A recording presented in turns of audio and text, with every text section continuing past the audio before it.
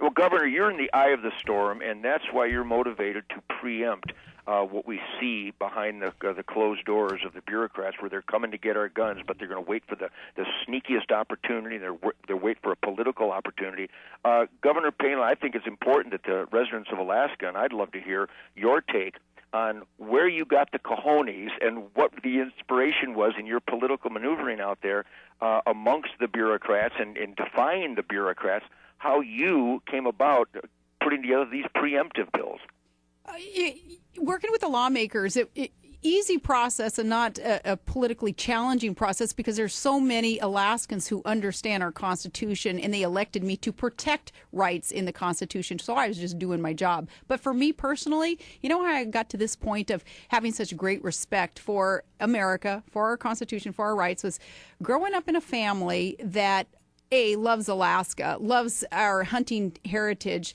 My dad, an elementary school teacher for so many years, teaching me history and the foundation of our country, and this appreciation for our very insightful founding mothers and fathers who understood we've got to write these things down, and we have to encapsulate these values, these principles in a constitution so that in the future people cannot challenge them, but they are still challenging them.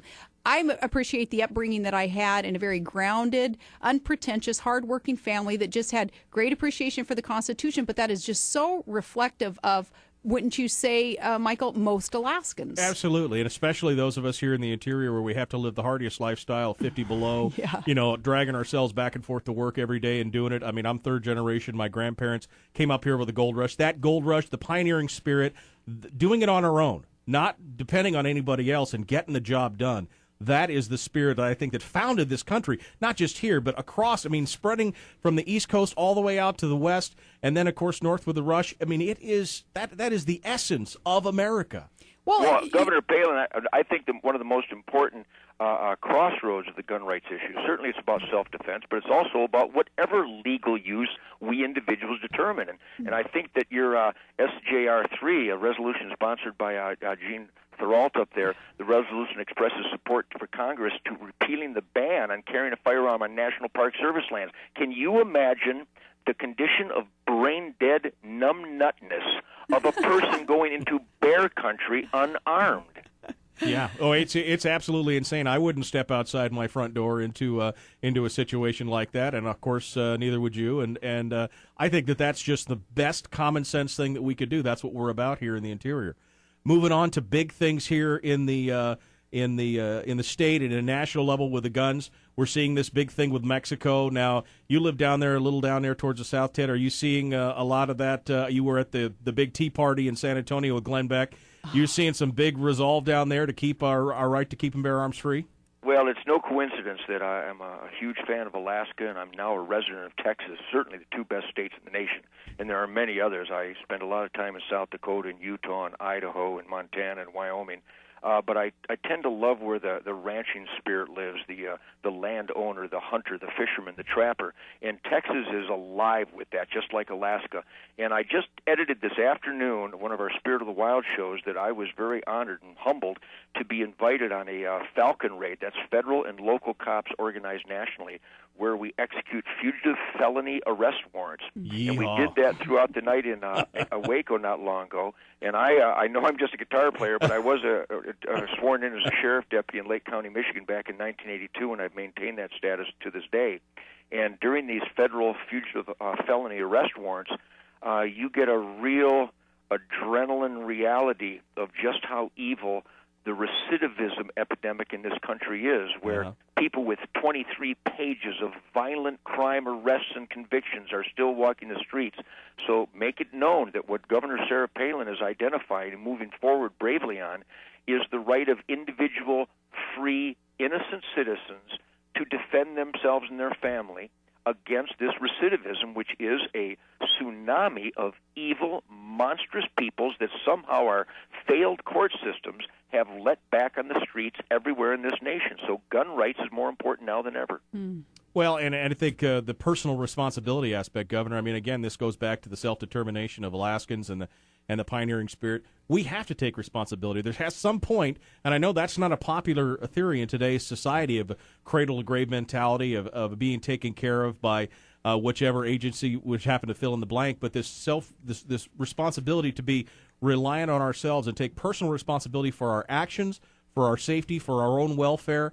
That is what I think needs to go forward on a national level. I think that's why you resonate with people out there, because you bring that to them. Well, you're not seeing that on a national level. You're not seeing that coming out of the Obama Absolutely administration. The self-determination, opportunity for self-determination, and the self-reliance. We want to keep teaching that and preaching that here in Alaska and living it. And then we as individuals too, we as parents, we better be doing our job and telling our kids, don't be looking at anybody to just hand you success or opportunity, prosperity, or anything else. You're going to have to work for it. Kid, you make a decision, maybe you screw up on something, you're going to take responsibility for that decision. Don't look especially to government to bail you out. Absolutely. But you're not seeing that coming out of this present administration. No, it's a gimme, gimme, gimme thing. I know, Ted, this goes back to the hunting. I mean, you're out there in that primal world.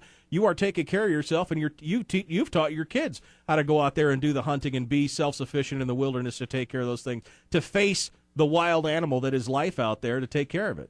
Well, I think God created us all to be individuals and to stand up on our own 2 feet. And, dependence, there's a lot of Americans now that have the right president for a declaration of dependency. And I find that soulless. I find that heartbreaking, because a dependent person, an able-bodied dependent person, there's a lot of people that have tragedies in their lives, and Americans always dig deep and reach out and always help their fellow Americans who are truly in need. Sure. But there's a decision to be dependent out there, that are looking for a handout, that don't have a responsibility to be the best that they can be, and someone will bail them out. And that really is another way of living slavery. If you're a slave to someone else's helping hand, you go to bed at night unfulfilled, you're unhappy, you feel bad about yourself, and you look for more handouts, and it just gets worse. So what Sarah Palin has done is she's put the spotlight on the very essence of rugged individualism and self-sufficiency. And Sarah, I got to tell you, everywhere I go, people they know that I am like I go to Alaska every year, and they think I have your phone number. So on behalf of tens of thousands of people that I see at churches and schools and at the barbecues and at the concerts, everybody says, Sarah, we love you. Stay on course. You are following a true north compass setting, and only the idiots have a problem with you. And as long as the idiots don't like you, it proves you're not an idiot.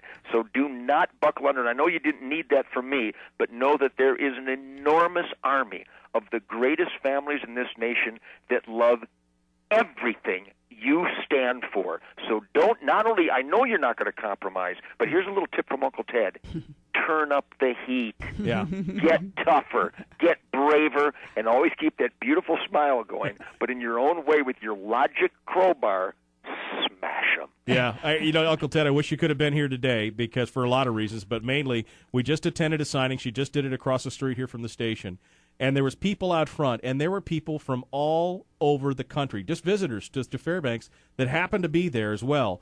And it was an outpouring. And that's the thing. Even though her decision to leave the governorship has been unpopular, I'm sure it was probably one of the toughest decisions she's ever made. I think that there's a lot of people out there that still say, this is who we want to lead. This is to lead us. This is who we want to follow, because she upholds those things that touch us inside. That's what she got up on that speech. And Sarah, when you got up in front of all those people and you had your acceptance speech, that magic moment was when you reached into people who were undecided, who had no party affiliation, who were just America, just middle America, and you touched that part of them that said, this is what makes that country great. This is what makes our country the greatest nation in the history of the world. Bingo. And that is what makes – this is why you need to move forward. This is why you needed, in my opinion, to move forward from where you're at, and so that you could unshackle yourself from the political weapons that these guys have been using against you, and that's all these ethics complaints and stuff. Those were all political weapons to unshackle yourself from that so that you could move forward with it. So that I could get out there and fight without those shackles for our state and for our country, to fight for what is right and to support the people who have more freedom than I do, evidently, to be able to cast those votes and administer the policies and the laws that we need to protect our Constitution. That's what I'm going to have the opportunity to do. Now, perhaps my decision was unpopular to some because it's unconventional. It's not politics as usual. Most politicians entering their last year in office in their term, hey, they're going to milk it. Sure. They're going to go through a lame duck session because no pressure. You know, there's no leverage either, but no pressure, do your thing. No.